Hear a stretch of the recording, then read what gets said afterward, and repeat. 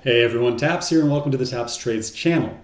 I'm a stock and crypto and real estate investor, and this is not financial advice. This is just mind share to help you navigate the vast world of investments.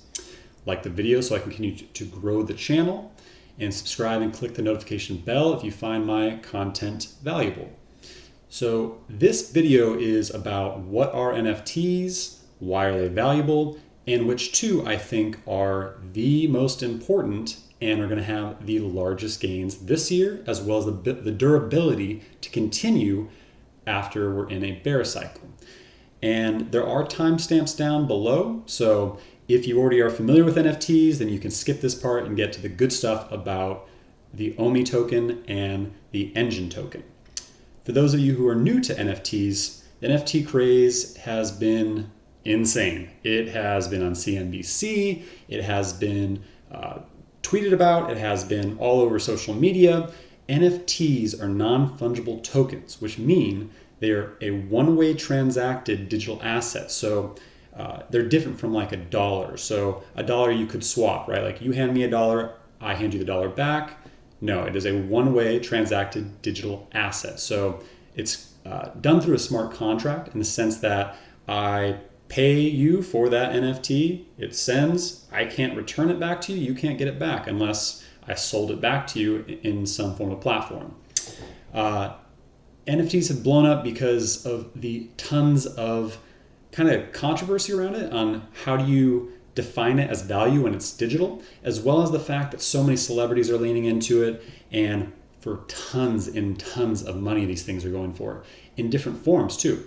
So Beeple came on, I saw him on CNBC actually talking about how he just sold a $69 million NFT work of art. Jack Dorsey, the Twitter CEO, sold his first tweet for $2.5 million as an NFT. People are buying basketball highlight videos on Top Shot, and there's tons and tons of more NFTs that are popping up, and they can be done in so many different ways. And people are racking their brains on how and why people are spending so much money on digital assets that are not real, right? So why would I buy a art NFT when I could go buy actual art? It's not real. I would argue that the digital world is real. What is the first thing you do when you wake up in the morning? I'm betting it's probably hop on your phone to go through Instagram or Facebook or whatever you use to like photos of your friends who you're unable to see, and it gives you that feeling of inclusion and camaraderie, right? Same thing as I've been stuck inside for the past 12 months working with my clients and having conversations with people who I am not in the same room as, but it feels very real. So the digital world is here to stay, and so are NFTs. Also, they're much easier to use in the sense that you have them at your disposal, right? Like I don't have to go to a museum to see art. I don't have to fly across the world to go pick it up or anything like that. It's on my phone, it's in my digital collection. Plus the durability and longevity. So I think of like basketball cards and Pokemon cards. You have to get them minted, or graded, to be able to have that value. And then you have to take really good care of them and make sure you don't lose them. And you don't have to do that with a digital asset. And they're definitely playing on our nostalgia in the sense that they are doing things with cards and highlight videos and things like that. So some of these I do believe will lose hype, but the crypto and the NFTs I'm here to discuss will not. And I'll tell you exactly why. I hold about 6 different NFT cryptos, but these two are by far my largest holdings, and I'll tell you where you can get them from. The first NFT project I'm most excited for, and it's a multiplay in the sense that you can profit off of the coin, which has gained 1,250% in the past month and over 8,000% in the past year. And you can profit off of collecting their augmented reality 3D model collectible drops. That's a lot to take in, like the one that's right behind me. You don't see my ultra rare Batman that's right behind me? You probably don't have the Veve app yet, or probably not heard of Ecomi or OMI, but let me introduce you to Bruce. Can you see him? Can you see me still? He's standing right back there. There we go. That is OMI. OMI is the coin, and that is my collectible ultra rare Batman that I got on the Veve app. So I'll give you a little bit of history about OMI. OMI started in 2018, so it's a bit tenured compared to some of these other NFTs.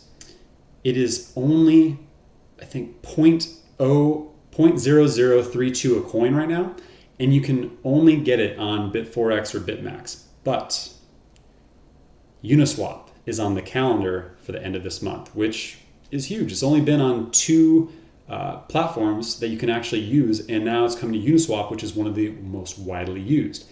This will send it going much higher, because a lot of people are saying like, oh, it's already mooned, right? Yeah, it has. But this thing's going to Pluto. And how you can get it on Bit4X, you go to Bit4X on a browser, and then you send USD from Binance or KuCoin or whatever wallet is that you use, and then transact it with USDT on Bit4X or BitMax, and you hold it there.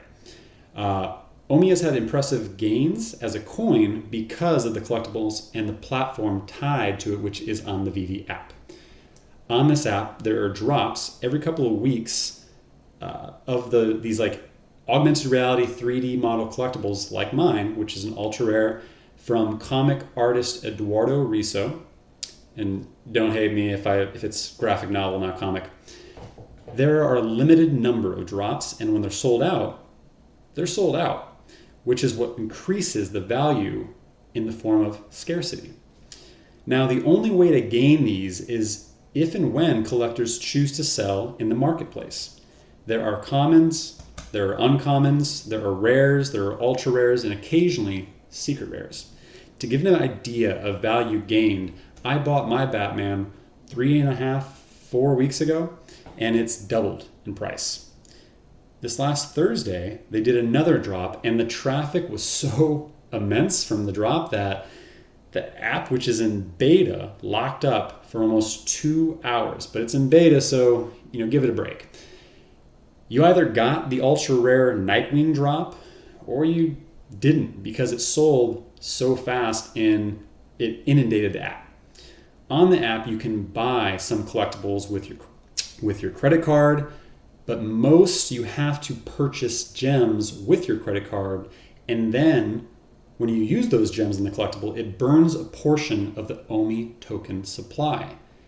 It's a self-feeding model that you can profit on both ways, like I am, because I am buying and keeping the collectibles and holding value as they sell out, and the value continues to go up as the scarcity does in the demand. And I'm also a holder of the OMI token, so I'm benefiting both ways. I think I've tripled or quadrupled. I think I've tripled my investment on the OMI token in about 3.5 weeks, and then the Batman has doubled. So it's very, very lucrative, and it's going to keep growing. The collectibles some are interactive, some are not, but they are planning on continuing having interactive ones like a Ghostbuster Ghost Trap that is actually going to be fully interactive. They're fun to look at, and they play on that nostalgic vibe. So they're just kicking off. They have licensed partnerships with Batman, Ghostbusters, Powerpuff Girls, Adventure Time, and recently signed GM for 3D collectible cars. On top of that, one of the investors is the creator of Pokemon. When they get Pokemon going, I don't even have a price prediction for this, but it's not even a cent yet, and it is still so early for them. If you can't tell, I am very excited for this project, and will continue to buy collectibles as they come out, which is usually on Thursdays around, I think, 7 a.m. My time, Pacific time, so 10 a.m. on Eastern Standard Time. And it's not every Thursday, you have to keep in touch on the app and find out what day the drops are. The next token that I want to talk about in the NFT space is Enjin. Enjin is definitely much more well known, so you're probably familiar with it. Enjin started as a Singapore gaming community platform in 2009 and pivoted into blockchain back in 2017. So they've been around through the peak of the bull cycle in 2017 and then rode through the hardships of the bear cycle for 3 years to come out stronger on the other end. They were one of the first innovators of gaming NFTs, which can be anything like in-game weapons, skins, so on and so forth. There are multiple exchanges you can buy Enjin, but I chose to purchase it on Crypto.com app because I use that frequently. Enjin is on the Ethereum blockchain, and it is up 250% this month and 4,000% in the past year. And it hasn't even mooned yet, in my opinion. We're in space, but we're not quite to the moon.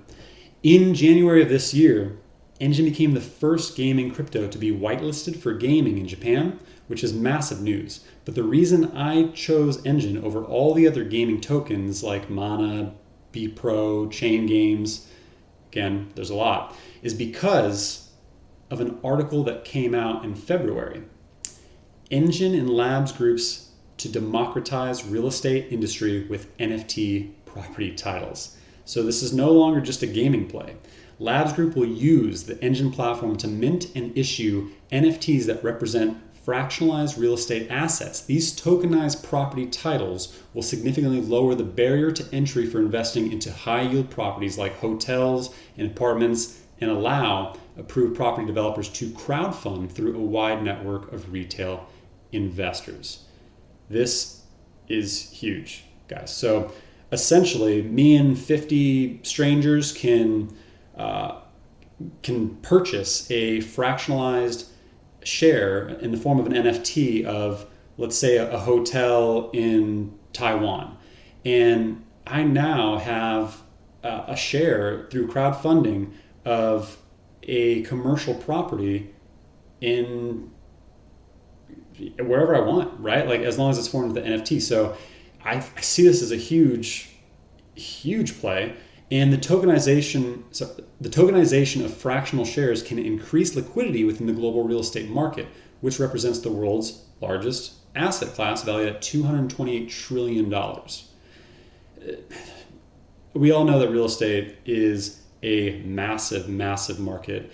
It has been good to me as well in terms of making money. And this is making it much easier through crowdfunding and NFTs for all of us to take part in it and not be limited to where we can go, see, touch, feel in our country.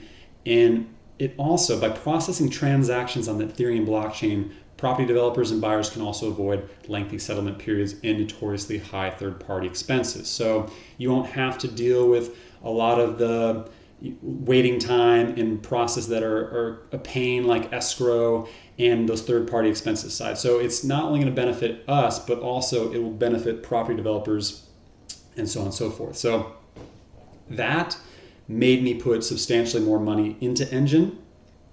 But there's one more catalyst that is still upcoming. April 6th, Enjin's JumpNet plans to become a multi-chain ecosystem for NFTs. This will operate as a high-speed bridge network that will remove gas prices on-chain transactions of Enjin coin. Let me repeat that for the folks in the back who didn't hear me. I didn't say it would lower gas prices. I said the high-speed bridge network will remove gas prices on-chain transactions on Enjin coin. Gas prices have been notoriously high and absolutely insane.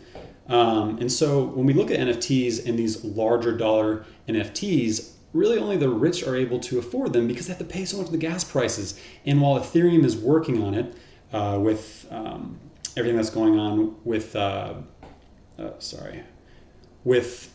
2.0 coming, Enjin is creating a multi-chain ecosystem for NFTs specifically, where they're removing the gas prices. I'm really excited to see how this all shakes out, but that is massive. And I don't think everyone's aware of how big of a play this is.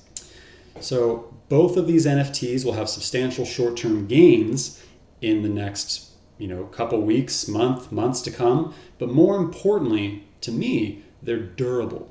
They can maintain that scalability. So when the next crypto bear cycle hits and several of these NFT coins are no longer relevant, Enjin and OMI still will be, and will be well on their way to further gains.